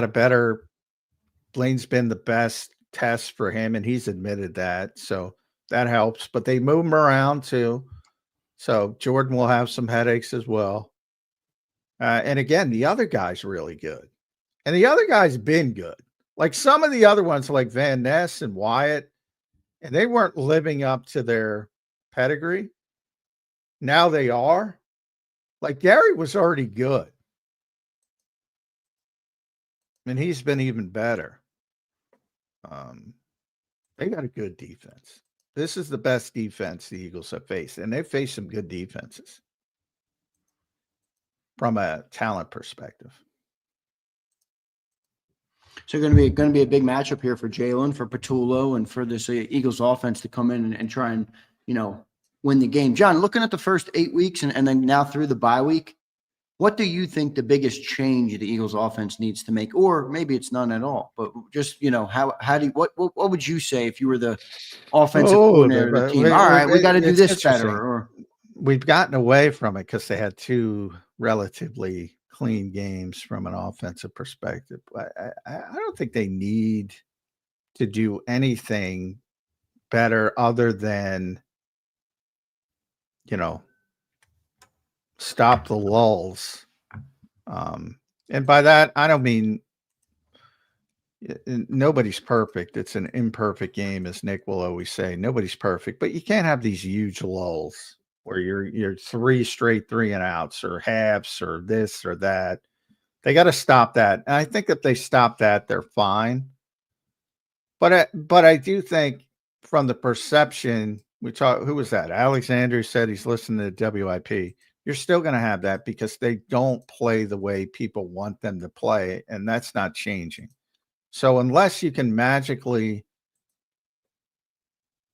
flip a switch and play the way people want you to play, and they're not going to do that, I think there's going to be some angst continued for the rest of the season. They are what they are. They're not a high volume offense. I don't know how many times I've said this, but I'll say it a million times. They're not. They're not going to be, at least at this stage of their development and where they are. They're the number 1 seed again. We'll see, or they're in the conversation. They're a legitimate contender again. They're doing all this with their philosophy of how they play. They're not changing. So, but you're still going to have that core group of people that say, well, you got to get the ball to AJ. You got to get the ball to Devontae. You got to get the ball to Dallas. You got to do this. You got to do that. You got to do this. You got to do that. You're still going to have that. And they're still going to play the way they play, which is a little bit risk averse, a little bit boring, but successful. How much more under center will they do in the second half of the year? The same as they did in the last 2 games. That is part of the process now. That is part of their answer to the run game issues. That is what they did. They did that to fix the run game, not the pass game, the run game. People were becoming too. They knew what was coming because when you play from the gun or you play from the pistol, you offset the running back so you can allow the opposite edge rusher to crash. That's what people were doing. You had all these tackles for loss. You eliminate that with under center, and it becomes more difficult to see for the opposing defense if it's run or pass. Plus, Saquon has more options. He can go to either side without that end crashing. So I think that little tweak has fixed the running game for the most part. We'll see. But they're always going to be a gun team from a passing perspective, for the most part.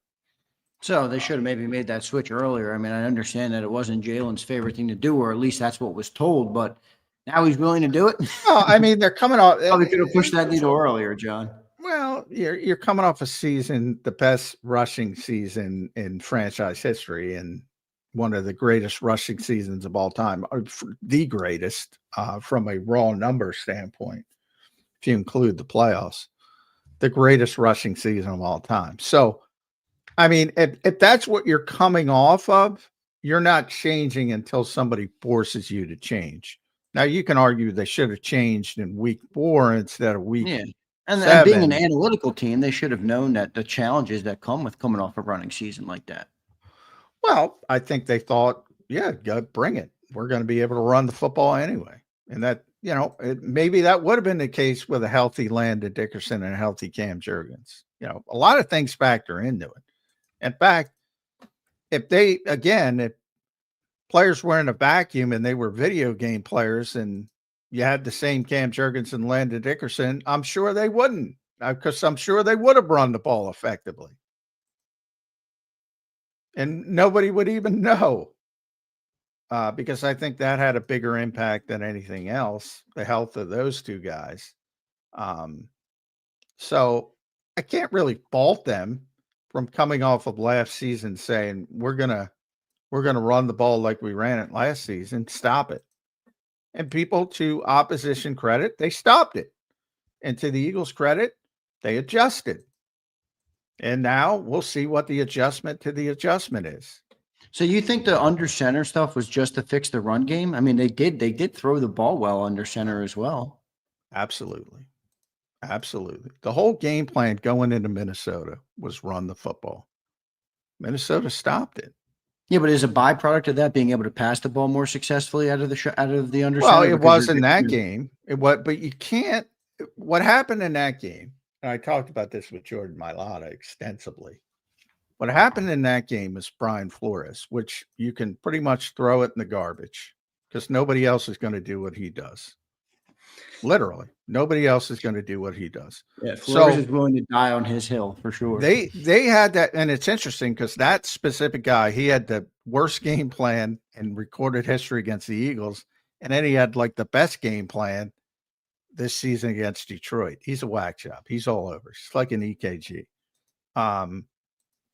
But anyway, what happened in that game is if you remember the first drive, the Eagles were really successful running the football.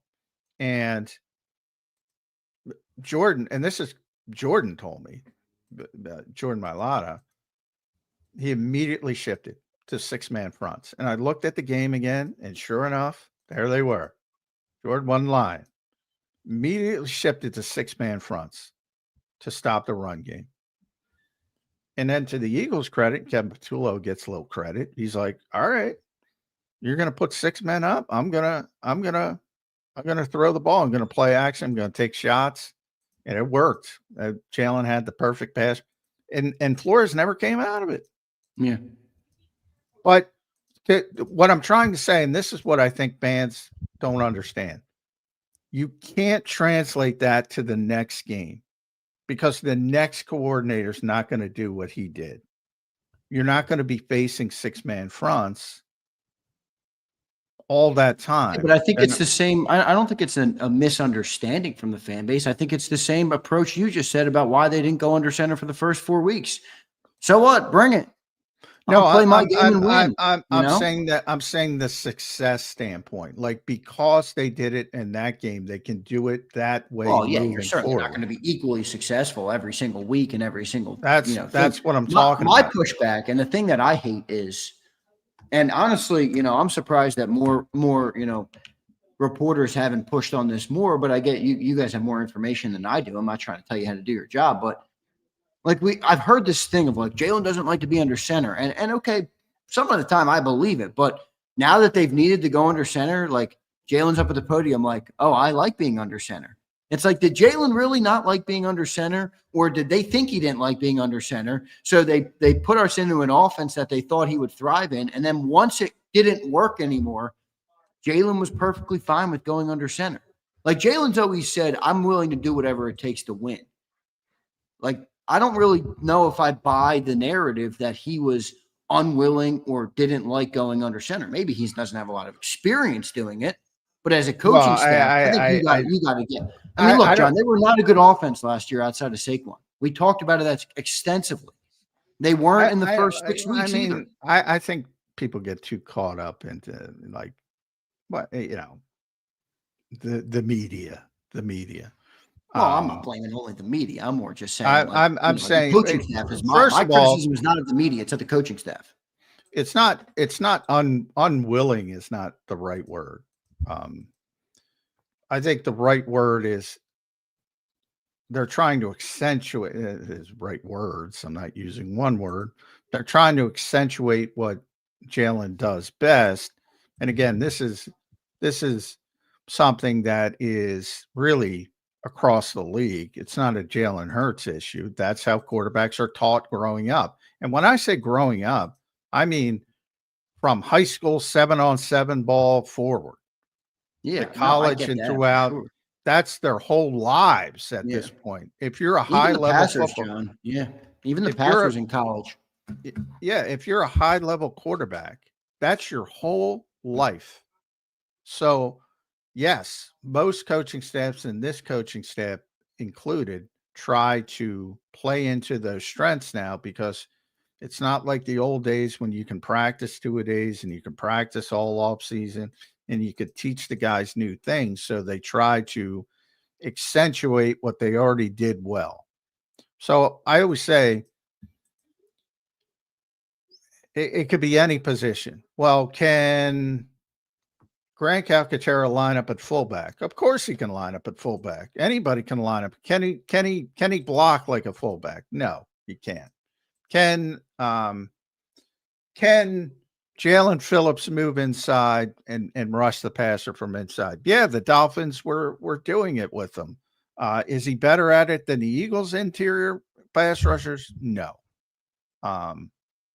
So, can so-and-so line up in the slot as a receiver? Anybody can line up in the slot as a receiver. Can he do it effectively?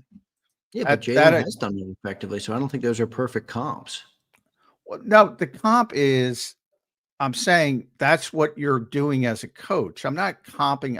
I'm using, because people get so upset about Jalen Hurts when you say, I'm saying it happens at every position. So you're trying to accentuate what the player does best.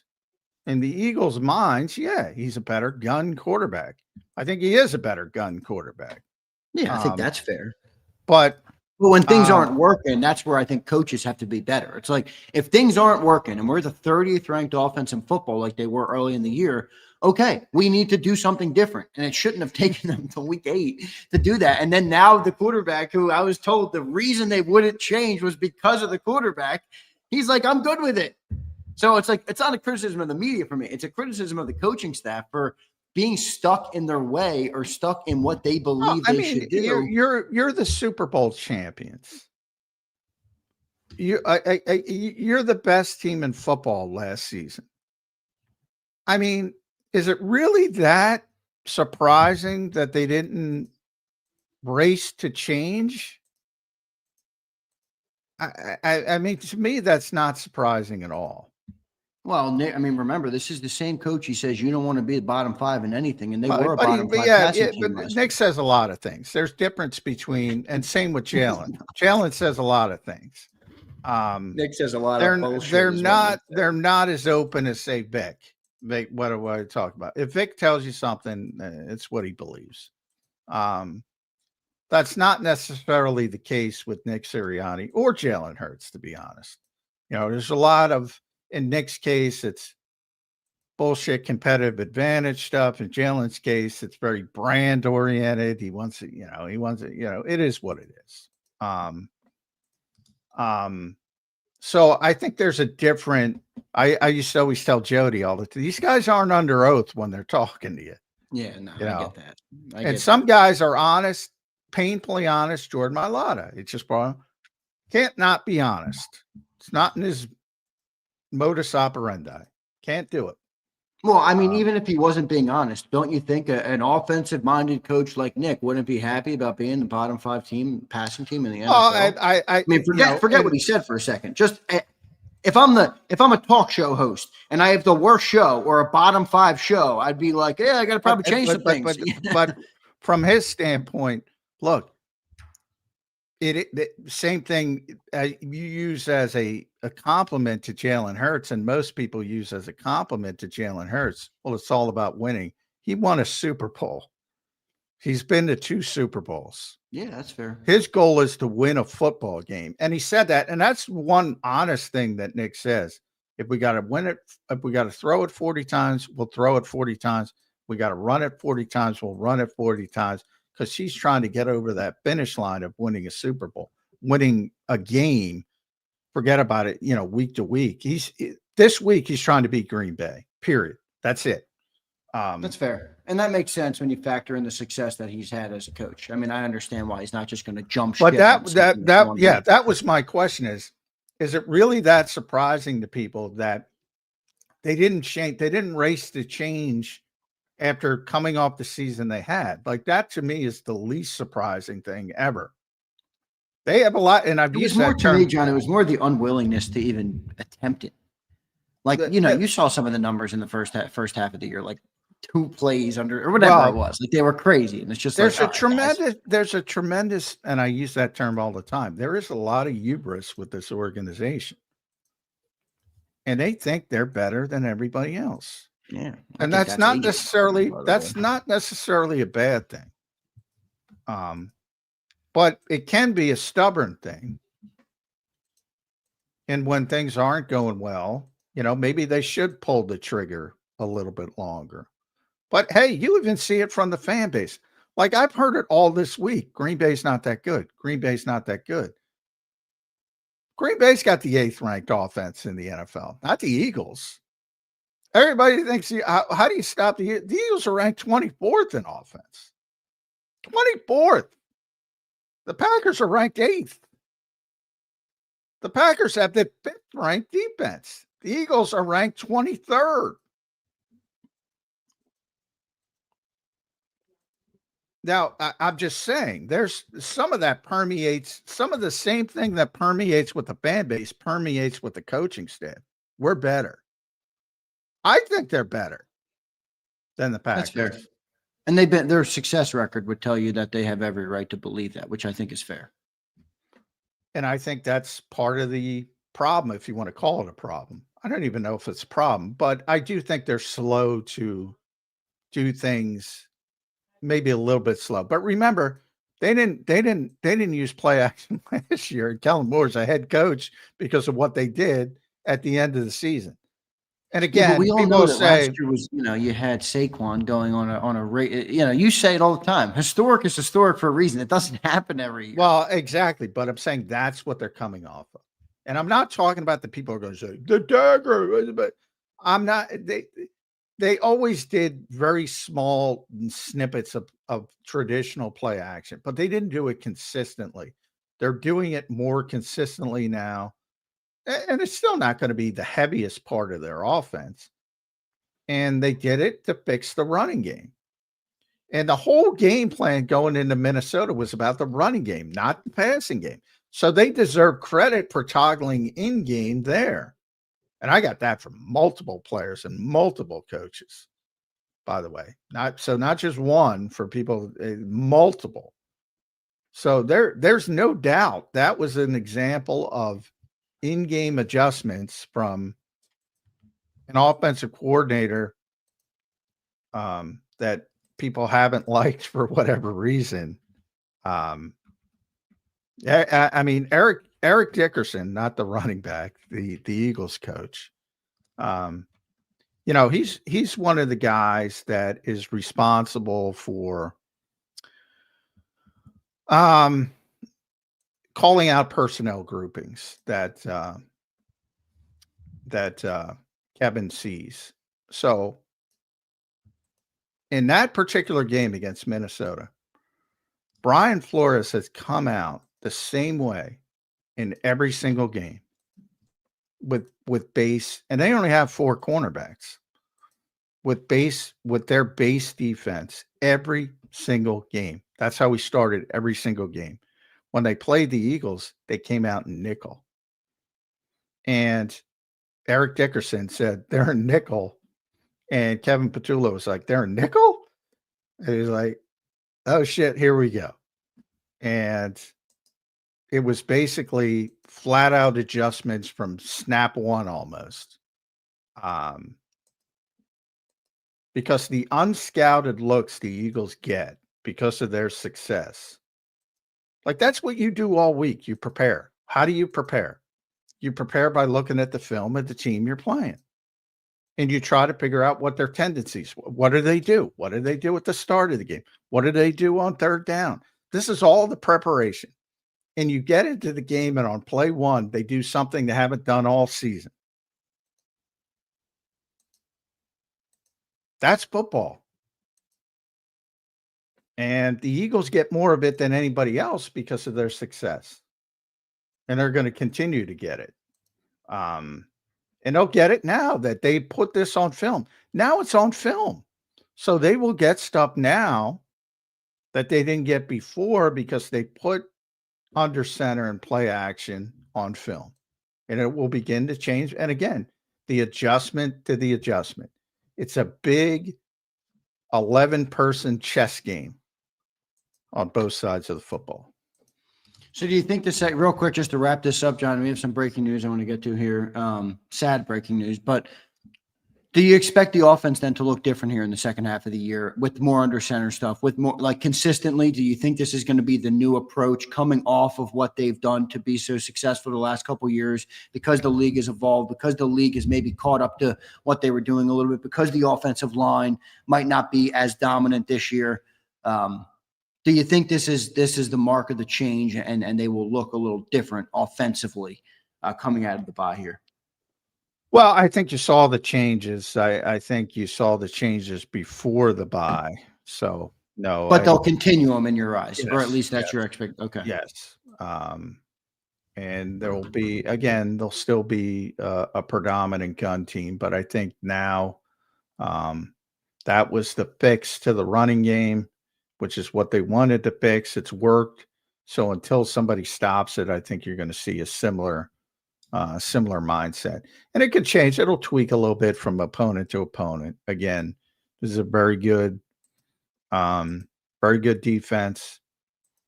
I think it's more concerning with the pass rush and the passing game than maybe the running game. So I don't think it'll change this week, but we'll have to see. We'll have to see what Green Bay does, what Jeff Hapley does. It's not going to be Flores, but he might do some unscouted stuff. Yep, good stuff. One super chat here we'll get to, and then we'll get to the news here. Dirty Air says, Eagles have to be careful this week. Past 2 games, we've sent them packing. Tush, push, hate. They lost last week real ugly at home. They're going to be coming out hot. Nobody hates the tush, push, and Green Bay. Thank God I haven't gotten that question. I'll talk about it at some point. The NFL. They're the ones who filed it. I know there's a lot of bullshit. I'm just saying the perception is there. Yeah, the perception. Well, the perception is bullshit. I'm talking about reality. The NFL uses props to get what they want, and Green Bay was the prop. Nobody gives a shit. Matt LaFleur doesn't give a shit. Mark Murphy doesn't give a shit. He's not even there anymore. Nobody cares. Nobody cares other than officiate the game correctly. That's all anybody cares about. Oh, the league did send out a memo. We no longer know how to officiate the tush push. Never heard that in 3 fucking years. Now all of a sudden they can't officiate the tush push. Well, they can't officiate it. Watch the game. They can't officiate it. I know they can't, but why did it come up out of the blue this year? After all the drama last summer of getting rid of the play. Oh, out of the fucking blue, they can't officiate it anymore? Where was that in the Super Bowl? Where was that last year? Where was that the year prior? Where was that in 21 when they started the play? They didn't have problems officiating. You haven't seen a change between 2021 and this season and how people are trying to stop this fucking thing and how it's made more difficult to officiate. You seriously haven't seen a change? Problem is about what the defenders are doing, not about what the Eagles are doing. Well, the Eagles are adjusting. It's what both are doing. Sometimes the defense is offside. Sometimes the Eagles jump offside. Sometimes they can't see it. Sometimes they blow the whistle too soon, as they did against the Giants. Sometimes they blow it too late, as they do against some teams. But to say it's the same as it was in 2020, that's being just as disingenuous as the NFL is. And the other teams that use it, people brought up that. I saw that's disingenuous as well, because again, nobody gave a shit in 2021 because it wasn't that big of a deal. Now everybody's jumping off sides. Eagles are jumping off side. Defense is jumping off side. They're jumping, they're clawing, they're pulling the football out. Guys, Flores has got guys laying down in front of it. They can't see it. To act like it hasn't changed from 2021 or 2022 actually to 2025 is disingenuous, just as bullshit as they are. It's a shit show. You and I have talked about that in the moment. It's a freaking shit show. I think they're getting rid of the play. I just, it is weird to me that this comes up. One more chat before I get to Dank. Arnott says, would you bundle 5 first-round picks to the Jets to get Burrow or Mahomes? Not saying your other team would, but would you? No. Come on. First of all. I probably wouldn't either. I'd do 3 for Myles Garrett.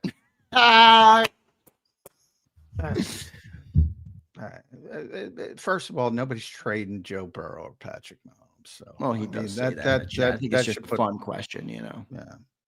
No, nobody's giving up 5-round picks for no Jesus fun Christ. zone, Johnny Mac. Yeah. Our nut, Rich John says no fun zone for you. All right. Well, that's a WIP question. So call up WIP. Dirty Air says, wow, I'm a big-time NFL referee. I can't officiate a simple QB sneak. Wow. Oh, my God. Come on. God damn. I mean, this is why people don't like Eagles fans. That pretend like there's pretend like there's no difference between when the play started and what's going on now. That, like, you guys aren't watching these games.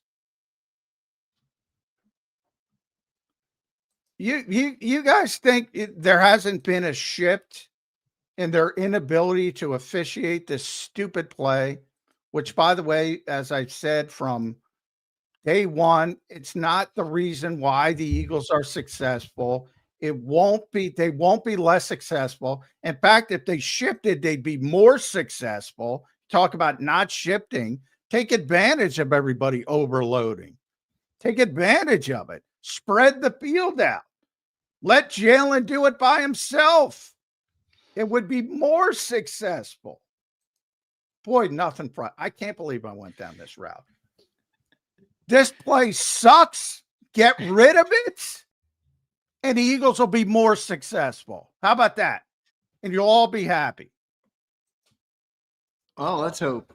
Dirty Air, thanks for the super chat, brother. John, now I want to switch gears here. We'll get off the tush push because I know it makes you angry. But another thing that's very, very, very sad news here coming down today. Dank Bird Gang puts it in the chat.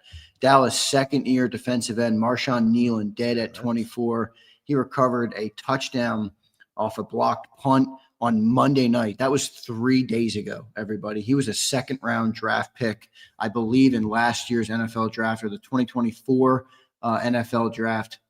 I don't know what happened to Marshawn Nealon. I'm on the show. I will do, I will look and I will put out a message after the show, but just devastating news, John. 24 years old, played a game 3 days ago. I don't know what happened, but this kind of shit rocks me. All this stupid shit doesn't seem to matter when something like that happens. But that's just awful, awful news. As you mentioned, 24 years old. I mean, yeah. That's devastating. And that means far more than a stupid football play. But anyway, that's what we do, unfortunately. I mean, anytime that happens, it's happened over the years where players passed. Boy, that kid died in a car accident who was draft pick, I think, last year. Fourth round pick, cornerback. Now I have to look it up because I'm blanking on his name too. Was he the Vikings player? I believe so. And he Kyrie, it was Kyrie something. And that was Vikings. That's who it was. Yeah, Kyrie. I forget. Kyrie Jackson, I think. Kyrie Jackson. Yeah. Passed away in Maryland, pretty close to us. And it happens every once in a while, and it's never when you see people die in the prime of their lives, it's even more sad. But that'll be difficult, obviously, and football takes a back seat at that point. Very sad news here on Marshawn Nealon, Cowboys second-year player, second-round draft pick. Recovered a touchdown, as I mentioned, on Monday night's game, and Thursday morning he passed away. The Cowboys just put out a message. It's now being widely reported. So prayers up to him, his family, and obviously the entire football community, and also the Dallas Cowboys team. You got to work with somebody every day. You go to the locker room. You spend all day with these people, man. They develop great friendships and relationships. So that's devastating, John, for the whole NFL community, really. But kind of shit really knocks me off my game. 24 years old, dude. He's younger than me. I mean, I view myself as a young person. 24 years old is just unbelievable. And to be at the heights of your career and making that play on national television and then you're gone a couple days later, it's like, that tells you, we all got to go outside today, most of us. Yeah. Anything can happen at any time. And, it's unfortunate. I don't know how he passed. And to call it unfortunate, there's not much you can say. That's understating it. It's devastating. It's devastating for the entire league. And that's where rivalries don't exist. And, it's just awful. Really is. Really sad story. Sorry we had to end our show on that, everybody. We appreciate everybody for being here today. Don't forget to hit that like button on the show. Definitely go out and send some prayers up or condolences, whatever it is you do for Marshawn Kneeland, his entire family, and the Dallas Cowboys team. Some things are bigger than a rivalry, everybody. Awful. Johnny Mac, your final thoughts on today's show. We talked about a lot: defense, offense, Jalen Hurts, Saquon, the offense, Dallas Goedert. Plenty of topics here on the show today. Johnny Mac, your final thoughts. Yeah, well, that kind of puts a damper on everything, but unfortunately, life moves forward. The Eagles will be back on the practice field from that standpoint. That's always a sad thing. You think about things happen and, life keeps going. And, they'll start preparation for the Green Bay Packers, which seems less important than it did a few minutes ago. I will say that. No doubt. Johnny Mac, great show, brother. We will talk to you tomorrow on a Football Friday. Thank you, my man. All right. Thanks, everybody. All right. Thanks, J-Mac. There's Johnny Mac joining us right here on Birds 365. And a sad end to the show today, everybody. But sorry if I get off my game. I'm not even going to lie to you. Like, I literally read that news and just like push conversation. I didn't even hear what John was saying. I mean, damn, man. That shit rocks me. It really does. I'm sorry to be like sentimental up here on it, but I really hate stuff like this, man.